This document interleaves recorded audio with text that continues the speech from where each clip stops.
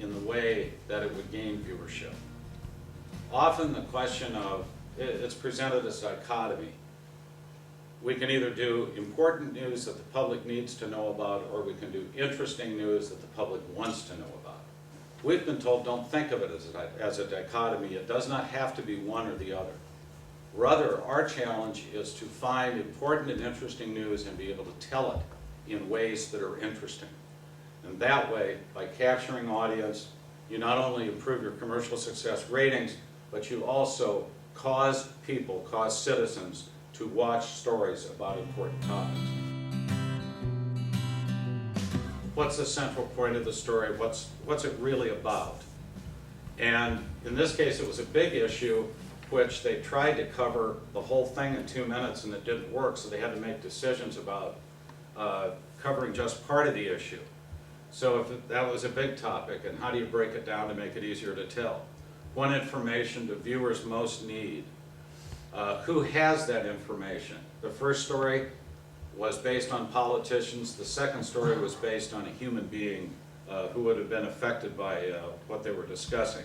And my favorite question is, where is the central place of the story? Is that where we're shooting?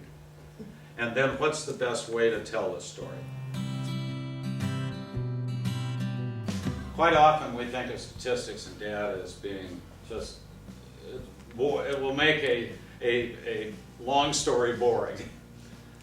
But with so many sort of anecdotal, everyday, commonplace, when you want to shoot something that's commonplace, whether it be a crime or a story like this, one of the things you can do to help the viewer put it in perspective and to, in effect, legitimize it to go on the air, you can turn it from soft sort of to hard by using 1 or 2 pieces of data which prove relevancy.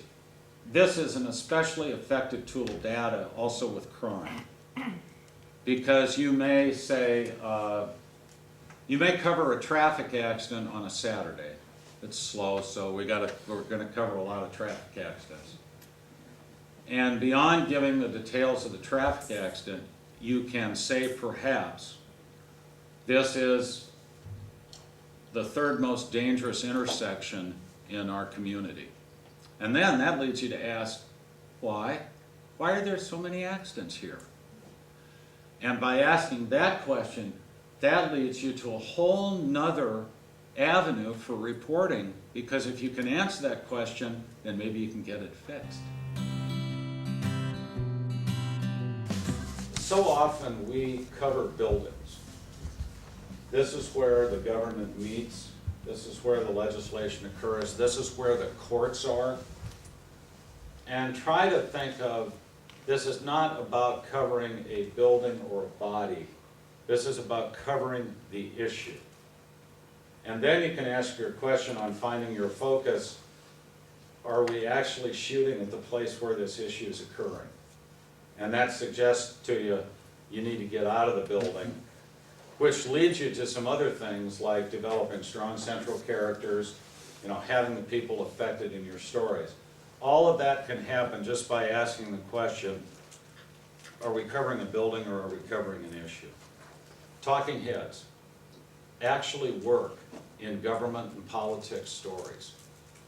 You might not think so, but it depends on the kind of questions you ask them. And you might think it's kind of a gotcha question. Why did you do that? It's not. People don't want to know just what happened. They would like to be able to understand why something was done.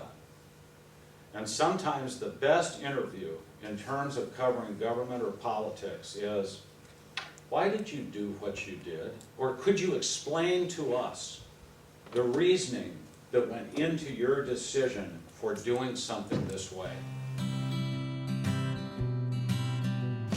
For health stories, focus on important issues and substantive trends.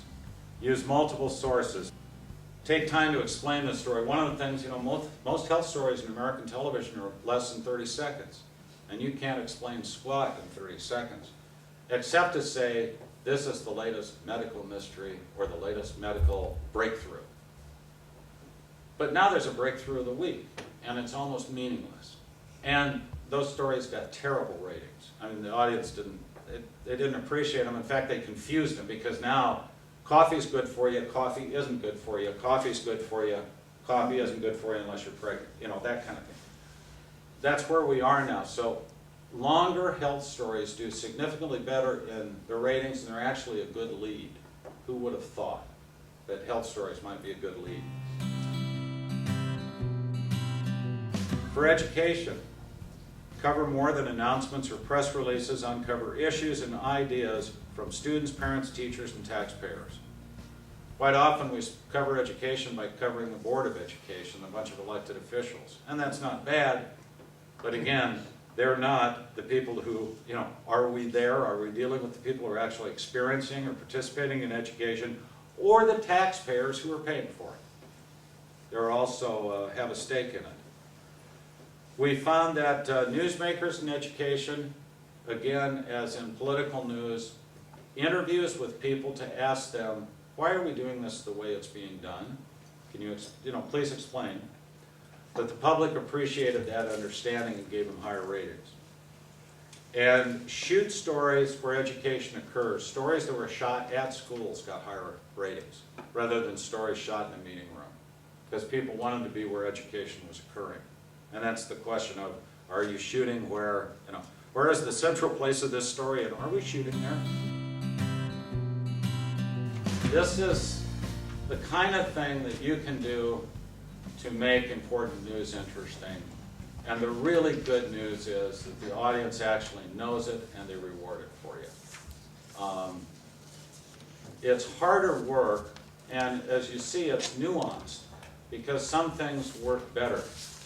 All of these things will work for all topics. Some of them work especially well for certain topics. And the degree which we can use them, employ them as tools in doing those topics to create stories that even we can see what the difference in those stories are. So thank you very much, and good luck.